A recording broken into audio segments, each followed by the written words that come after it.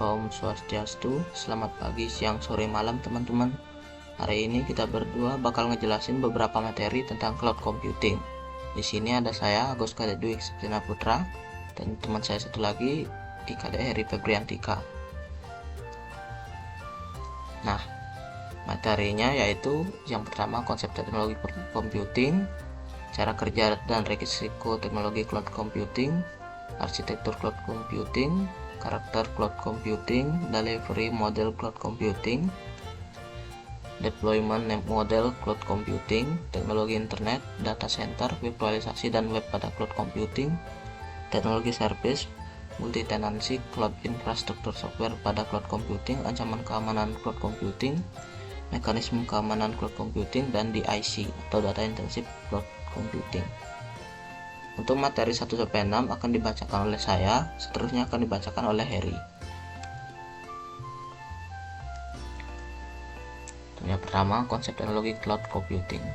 Komputasi awan atau cloud computing merupakan kumpulan dari berbagai perangkat atau sistem komputer yang terintegrasi menjadi satu atau saling terhubung dalam suatu jaringan yang dapat digunakan oleh pihak lain atau luar secara on-demand service atau ODS melalui suatu network jaringan yang bersifat private maupun public. Nah, contoh penggunaannya yaitu komputasi awan link aja pada My Pertamina. Pada gambar di samping menunjukkan adanya pihak lain yaitu Link Aja yang bekerja sama dengan Pertamina dalam melayani masyarakat yang menggunakan aplikasi tersebut. Dalam aplikasi tersebut, tentu BUMN Pertamina harus memiliki kerjasama dengan PT Fintech Karya Nusantara sebagai provider komputasi awan Link Aja agar dapat mewujudkan pelayanan kepada masyarakat. Kedua, cara kerja dan risiko teknologi cloud computing. Dalam proses penggunaannya, cloud computing memiliki cara kerja dengan menggunakan teknologi internet. Yang pertama, data dan aplikasi dibutuhkan seorang pengguna atau perusahaan agar diunggah ke server cloud melalui jaringan internet. Server cloud terletak di pusat data, sudah dilindungi dengan sistem keamanan seperti enkripsi atau firewalling. Kedua, keamanan server ini menjadi sangat penting untuk menjaga kerahasiaan, integritas, dan ketersediaan data yang tersimpan di sebuah jaringan. Ketiga, setelah data diproses, akan diunggah ke server cloud. Data tersebut akan diolah menggunakan sumber daya komputasi yang tersedia pada sistem cloud. Data yang sudah diolah tersebut akan bisa diakses oleh pengguna melalui gadget yang terhubung dengan internet. Kemudian hasil pengolahan tersebut akan dikirimkan kembali ke user untuk kemudian bisa diakses oleh user. Nah, risiko teknologinya yaitu pengelolaan akses yang buruk, yang dimana akses yang tidak terkontrol dapat membuka celah bagi peretas untuk masuk ke sistem perusahaan. Kehilangan data dapat hilang karena berbagai penyebab seperti penghapusan, kehilangan akses, atau serangan siber. API yang tidak aman. API yang lemah bisa menjadi pintu masuk peretas untuk mengakses data penting perusahaan. DOS attack atau denial of service. Serangan yang membuat layanan tidak bisa diakses dengan membanjiri sistem dengan traffic palsu. Infeksi malware. Malware dapat menyerang sistem cloud dan mencuri atau merusak data yang bersifat rahasia. Pelanggaran data. Peretasan yang memungkinkan pihak luar mengakses dan menyandera data perusahaan. Kesalahan konfigurasi cloud. Kesalahan dalam pengaturan cloud dapat menyebabkan celah keamanan yang serius. Dan pelanggaran compliance. Ketidakpatuhan terhadap standar keamanan dapat mengakibatkan kebocoran atau penyalahgunaan data.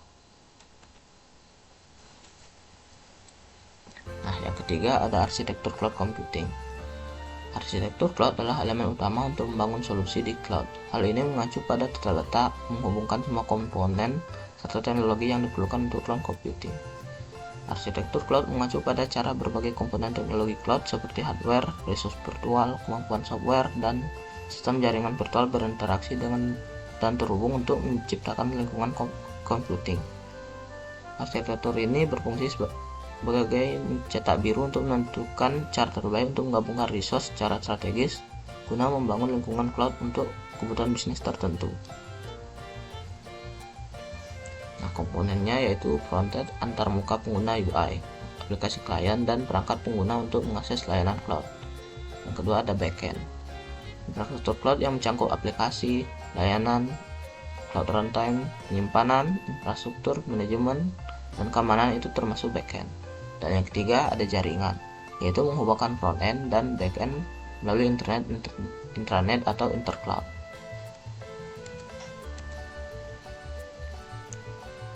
Jenis-jenis arsitektur cloud. Yang pertama ada public cloud yang dikelola oleh pihak ketiga, biayanya lebih rendah atau multi-tenant. Yang kedua ada private, yaitu dikelola sendiri, lebih aman dan lebih mahal. Nah, yang untuk hybrid cloud ini itu merupakan kombinasi dari public cloud dan private cloud yang biasa digunakan untuk workload. Dan multi cloud menggunakan beberapa penyedia cloud, cocok untuk fleksibilitas dan efisiensi. Nah, karakteristik dan cloud computing. Karakteristik cloud computing. Yang pertama ada on-demand service. Interaksi secara sistem komputasi sehingga konsumen dapat melakukan pelayanan mandiri atau self-service. Jadi dalam taraf normal tidak ada melibatkan pelayanan oleh individu atau orang yang menyediakan jasa layanan tersebut. Semua otomatis dilayani oleh sistem komputer yang terintegrasi. Yang kedua ada broad network access. Kemampuan diakses secara luas. Hal ini didukung oleh berkembangnya software, browser, dan sistem operasi komputer atau perangkat digital yang umumnya terinstall di berbagai perangkat, sehingga penyedia jasa komputasi awan tinggal menyesuaikan dengan platform tersebut dan pelayanan dapat berlangsung. Yang ketiga ada resource pooling. Gabungan sumber daya yang dimiliki atau yang disewa oleh penyedia jasa mulai dari server pemrosesan, kecepatan dan kapasitas jaringan, penyimpanan dan software pendukung. Berbagai perangkat atau sistem tersebut harus dipastikan dapat berjalan terintegrasi sehingga tidak terjadi kesalahan. Yang keempat ada rapid elasticity. Kemampuan kapasitas layanan yang elastis atau fleksibel. Biaya yang dikeluarkan konsumen bergantung pada kemampuan atau kapasitas yang diminta olehnya. Jika besar, maka biaya yang akan dihasilkan menjadi besar. Dan sebaliknya, jika kecil, maka biaya yang akan menjadi kecil. Yang kelima ada measure service. Pengukuran layanan yang telah diberikan. Hal ini tentu ada kaitan dengan biaya yang dikeluarkan oleh konsumen, sehingga konsumen harus mengetahui terus atau real time jumlah layanan yang telah mereka gunakan selama ini. Yang keenam ada delivery model cloud computing. Yang pertama itu ada IaaS atau infrastructure as a service, yang dimana itu akses ke infrastruktur virtual, yaitu server, penyimpanan, dan jaringan. Yang kedua ada PaaS, platform as a service, platform untuk pengembangan dan development aplikasi. Nah, untuk yang ketiga ya ada SaaS atau software as a service, yaitu aplikasi siap pakai berbasis cloud, misalnya seperti Google Docs. Baik, saya akan melanjutkan materinya. Yang ketujuh ada development model cloud computing. Definisi development model cloud computing. Development model computing merupakan pola atau cara penerapan infrastruktur dan layanan cloud yang menentukan model bagaimana, di mana, dan untuk siapa layanan cloud tersebut disediakan. Model ini menentukan siapa yang memiliki code, siapa yang dapat mengaksesnya, dan di mana sumber daya yang disimpan. Development model juga berkaitan dengan tingkat kontrol, keamanan, dan manajemen yang dimiliki oleh organisasi pengguna layanan cloud. Jenis development model cloud computing. Yang pertama ada public cloud. Public cloud adalah model di mana infrastruktur dan layanan cloud dimiliki, dioperasikan, dan disediakan oleh penyedia pihak ketiga, provider cloud. Layanan tersedia untuk umum melalui internet. Karakteristik infrastruktur bersama untuk banyak pengguna. Biaya berbasis langganan atau pay as you go, tidak perlu berinvestasi perangkat keras sendiri, skalabilitas dan fleksibilitas tinggi. Contoh AWS, Microsoft Azure, dan Google Cloud. Yang kedua ada private cloud. Private cloud adalah model di mana infrastruktur cloud digunakan secara eksklusif oleh satu organisasi. Cloud dapat di-host secara internal di data center milik organisasi atau pihak ketiga, tetapi layanan hanya untuk organisasi tersebut. Karakteristik infrastruktur khusus untuk satu organisasi, keamanan, kontrol, dan privasi tinggi, cocok untuk perusahaan dengan regulasi ketat. Contoh seperti Google Cloud internal bank, sistem cloud milik lembaga pemerintah. Yang ketiga ada hybrid cloud. Hybrid cloud adalah kombinasi dari dua atau lebih model public cloud dan private cloud yang saling terintegrasi. Tujuannya untuk memanfaatkan keunggulan masing-masing model. Karakteristik data sensitif disimpan di private cloud, aplikasi umum di public cloud. Fleksibilitas dan efisiensi biaya lebih baik, cocok untuk skenario burst workload, lonjakan beban kerja. Contoh perusahaan e-commerce yang menggunakan public cloud untuk website tetapi private cloud untuk data transaksi pelanggan. Yang keempat ada community cloud. Community cloud adalah model di mana infrastruktur cloud digunakan bersama oleh beberapa organisasi yang memiliki kebutuhan atau kepentingan yang sama, misalnya kebutuhan regulasi kebijakan keamanan. Karakteristiknya, infrastruktur dimiliki dan digunakan oleh beberapa organisasi, dikelola bersama atau lebih oleh pihak ketiga, fokus pada kolaborasi dan tujuan bersama. Contoh, cloud bersama rumah sakit, lembaga penelitian, atau instansi pemerintah daerah. Perbandingan antara deployment model cloud computing. Untuk itu pemilik infrastruktur public cloud untuk provider cloud, private cloud untuk satu organisasi, untuk hybrid cloud kombinasi, untuk community cloud beberapa organisasi. Untuk fitur akses umum untuk public cloud sangat umum melalui internet, private cloud khusus untuk internal, untuk hybrid cloud gabungan, community cloud organisasi bersama. Untuk biaya public cloud rendah, private cloud tinggi investasi, hybrid cloud sedang, community cloud dibagi bersama. Untuk controls, public cloud sangat rendah, private cloud tinggi, hybrid cloud sedang, community cloud sedang. Untuk skalabilitas sangat tinggi untuk public cloud, untuk private cloud terbatas, hybrid cloud tinggi, untuk community cloud sedang. Untuk keamanan, public cloud standar provider, private cloud disesuaikan tinggi, hybrid cloud disesuaikan, community cloud biasanya disesuaikan bersama. Selanjutnya, yang ke-8, teknologi internet, data center, virtualisasi, dan web pada cloud computing. Yang pertama, internet. Internet adalah sarana utama atau media komunikasi yang memungkinkan pengguna mengakses layanan cloud. Cloud computing mengandalkan konektivitas internet untuk menyediakan aplikasi penyimpanan dan layanan infrastruktur secara real-time. Fungsi dalam cloud computing infrastruktur bersama untuk banyak pengguna, biaya berbasis langganan atau pay-as-you-go. Contoh nyata, pengguna mengakses layanan Google Drive, Office 365, atau Dropbox melalui browser atau aplikasi yang terhubung ke internet. Yang kedua ada data center. Data center adalah fasilitas fisik yang berisi server, penyimpanan, perangkat jaringan, dan sistem pendukung pendingin power supply yang digunakan untuk mengelola dan mengoperasikan layanan cloud. Fungsi dalam cloud computing menyimpan dan mengelola data pengguna cloud, menjalankan aplikasi dan layanan cloud, compute database, storage, memberikan redundansi dan keandalan failover backup. Contoh nyata, data center milik Google Azure, Data Center, dan Amazon AWS Region tersebar di seluruh dunia mendukung layanan Google Cloud. Yang ketiga ada virtualisasi. Virtualisasi adalah teknologi yang memungkinkan satu sumber daya fisik, server, storage, jaringan dipecahkan menjadi beberapa resource virtual, misalnya VM virtual machine, virtual storage. Virtualisasi menjadi fondasi utama dari layanan cloud karena memungkinkan efisiensi dan skalabilitas. Fungsi dalam cloud computing memungkinkan multiple virtual server berjalan di satu server fisik, mempermudah deployment aplikasi secara cepat, mendukung fleksibilitas dan penghematan biaya infrastruktur. Contoh nyata, Google Cloud menggunakan Kubernetes dan kontainer untuk orkestrasi, dan manajemen layanan terdistribusi. Yang kedua ada AWS EC2, gunakan hypervisor untuk membuat virtual machine on demand.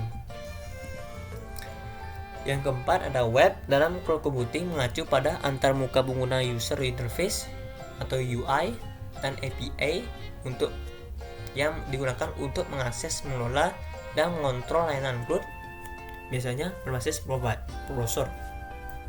Fungsi dalam cloud computing menyediakan dashboard atau portal berbasis web untuk administrasi cloud, misalnya Google Cloud Console, AWS Management Console, menyediakan REST API dan layanan web untuk terintegrasi aplikasi pihak ketiga, mendukung otomasi dan orkestrasi cloud melalui web API. Contoh nyata, pengguna mengelola instan di AWS EC2 melalui AWS Console Web UI atau AWS API. Selanjutnya, yang ke-9, teknologi Service Multi-Tenant Cloud Infrastructure Software. Yang pertama, Service Oriented Architecture atau SOE. SOE adalah pendekatan desain perangkat lunak di mana aplikasi digunakan sebagai kumpulan layanan kecil yang saling berinteraksi melalui protokol jaringan, umumnya HTTP atau HTTPS. Contoh, Amazon Web Service menyediakan layanan terpisah seperti S3 untuk storage, EC2 untuk komputasi, RDS untuk database. Google Cloud menyediakan layanan seperti Google Function untuk fungsi serverless, untuk Cloud Run container, dan Cloud Storage untuk penyimpanan. Yang kedua ada multi-tenant. Multi-tenant adalah konsep di mana satu instan aplikasi atau infrastruktur digunakan bersama oleh banyak pengguna tenants dengan data dan konfigurasi yang terisolasi satu sama lain. Contoh Dropbox. Semua file pengguna disimpan di infrastruktur yang sama, tetapi hanya dapat diakses oleh file masing-masing. Salesforce, semua perusahaan klien berbagi satu instan Salesforce, tetapi data mereka terisolasi. Yang ketiga ada Cloud Infrastructure Software. Cloud Infrastructure Software adalah software yang digunakan untuk mengelola, mengontrol, dan mengatur infrastruktur cloud. Software ini memungkinkan virtualisasi pengelola storage, pengaturan jaringan, hingga otomasi deployment. Contoh OpenStack, CloudStack, dan VMware vCloud. Selanjutnya yang ke-10, ancaman keamanan cloud. Data breach atau kebocoran data. Data breach adalah insiden ketika data sensitif seperti informasi pribadi, keuangan, atau rahasia perusahaan diakses, dicuri, atau dilihat oleh pihak yang tidak berwenang. Celah keamanan pada sistem cloud. Penyebabnya konfigurasi keamanan yang buruk, misalnya paket S3 tanpa proteksi, serangan cyber, misalnya eksploitasi kerentanan sistem, kebocoran melalui insider atau orang dalam perusahaan.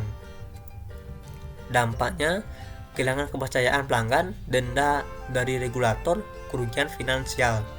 Contoh nyata, pelanggan data di Dropbox. Kejadian akun karyawan Dropbox diretas karena password yang digunakan kembali dari layanan lain yang bocor, penyerang memperoleh akses ke file pengguna. Yang kedua, data loss, kehilangan data. Data loss adalah hilangnya data penting yang tersimpan di cloud, baik akibat kegagalan sistem, kesalahan pengguna, serangan cyber, atau bencana, sehingga data tersebut tidak dapat dipulihkan atau diakses kembali. Penyebab hapus data secara tidak sengaja, gangguan fisik di pusat data, kegagalan hardware atau software, serangan ransomware. Dampaknya gangguan operasional, biaya pemulihan data tinggi, hilangnya data bisnis penting. Contoh nyata, penghapusan data pelanggan oleh GitHub. Kemudian seorang teknisi GitHub secara tidak sengaja menghapus direktori produksi saat mencoba memperbaiki replikasi database. Akibatnya, data hilang serta lama serta layanan menjadi terganggu selama berjam-jam. GitLab beruntung dapat memulihkan sebagian data dari backup kembali. Yang ketiga ada Insure APIs atau API yang tidak aman. Insure API adalah antarmuka pemrograman aplikasi atau API pada layanan cloud yang tidak memiliki perlindungan keamanan yang memadai, sehingga dapat dieksploitasi oleh penyerang untuk mencuri data, memodifikasi sistem, atau mengambil alih layanan. Penyebabnya kurang autentikasi atau otorisasi, input validation yang buruk, dokumentasi API terbuka tanpa pembatasan akses, dampaknya expose data, penyalahgunaan layanan. Contoh nyata Verizon. Kejadiannya kesalahan konfigurasi API dan CloudStorm AWS S3 oleh mitra Verizon NICE System menyebabkan 14 juta catatan pelanggan bocor ke publik. Yang keempat ada akun hijacking, pembajakan akun. Akun hijacking adalah ancaman keamanan di mana akun pengguna cloud diambil alih oleh penyerang melalui cara-cara seperti pencurian kredensial, username dan password, serangan phishing, atau teknik peretasan lainnya. Penyebabnya hapus data secara tidak sengaja, penggangguan fisik data, kegagalan hardware, software, serangan ransomware. Nampaknya akses penuh data layanan cloud memotivasi pencurian data. Penyerang bisa membuat backdoor. Contoh nyata serangan phishing terhadap akun Office 365 Microsoft. Kejadiannya pada 2019, beberapa akun Office 365 milik pejabat Amerika Serikat dibajak melalui email phishing. Akun cloud mereka dikendalikan oleh peretas yang mendapatkan akses ke dokumen sensitif. Yang kelima, denial of service DOS attack. DOS attack adalah serangan yang dilakukan untuk membuat layanan cloud tidak dapat digunakan oleh pengguna sah dengan cara membanjiri sistem dengan trafik berlebihan sehingga server menjadi lambat atau tidak responsif. Penyebabnya adalah botnet, request berlebihan pada API atau aplikasi. Nampaknya layanan lumpuh sementara biaya tambahan karena resource cloud dipakai untuk menangani trafik palsu. Contoh nyata seperti serangan DOS terhadap layanan Amazon AWS. Kejadiannya AWS mengalami serangan DDoS besar-besaran yang membuat beberapa layanan pelanggan mengalami gangguan, termasuk waktu respon lambat dan downtime. Yang ke-11 ada mekanisme keamanan cloud computing. Yang pertama ada enkripsi saat transit data yang dikirim dari klien ke server. Cloud dienkripsi misalnya dengan TLS atau SSL agar tidak disadap atau dirubah oleh pengguna ketiga saat melalui jaringan. Saat tersimpan, address data yang disimpan di server cloud dienkripsi. Contohnya dengan AES 256 agar tetap aman meskipun ada pelanggaran fisik pada penyimpanan. Contoh Amazon Web Service AWS menggunakan AWS KMS atau Key Management Service untuk mengelola enkripsi dan kunci. Yang kedua ada Identity and Access Management atau IAM. IAM mengatur siapa saja yang bisa mengakses sumber daya cloud dan apa saja yang boleh mereka lakukan. IAM menggunakan prinsip least privilege access minimal mungkin dan multi-factor authentication atau MFA untuk meningkatkan keamanan. Contoh AWS IAM, Google Cloud IAM. Yang keempat ada backup dan disaster recovery. Data di cloud harus secara rutin dicanangkan dan memiliki rencana pemulihan bencana. Disaster recovery plan untuk menghadapi kegagalan sistem, serangan ransomware, atau kehilangan data. Contohnya seperti AWS S3, versioning, Azure Backup, Google Cloud Snapshot. Yang kelima adalah security policies dan audit rutin. Kebijakan keamanan mendefinisikan aturan standar, misalnya password policy, encryption policy. Audit rutin dilakukan untuk mendeteksi penyimpanan dari kebijakan, mengidentifikasi risiko, dan memastikan kepatuhan. Contoh, Google Cloud dan AWS secara otomatis memperbarui layer infrastruktur mereka. Selanjutnya yang ke-12, DIC, Data Intensive Computing. Definisi DIC, Data Intensive Computing. Data Intensive Computing DIC adalah paradigma komputasi yang berfokus pada pemrosesan, penyimpanan, dan manajemen data dalam jumlah besar big data secara efisien. Biasanya dilakukan oleh dalam sistem distribusi dan sangat beruntung pada I/O input output dan ketersediaan data dibandingkan hanya pada kekuatan pemrosesan CPU. Tujuan utama DIC memproses data dalam volume besar, petabyte, exabyte, menangani kecepatan tinggi, streaming atau real time. Yang ketiga, mengelola beragam jenis data, structured, semi-structured, dan unstructured. Baik, sekian dari presentasi saya kali ini. Jika ada salah kata-kata, saya minta maaf. Saya tutup dengan Parama Santi. Om Santi Santi Santi Om.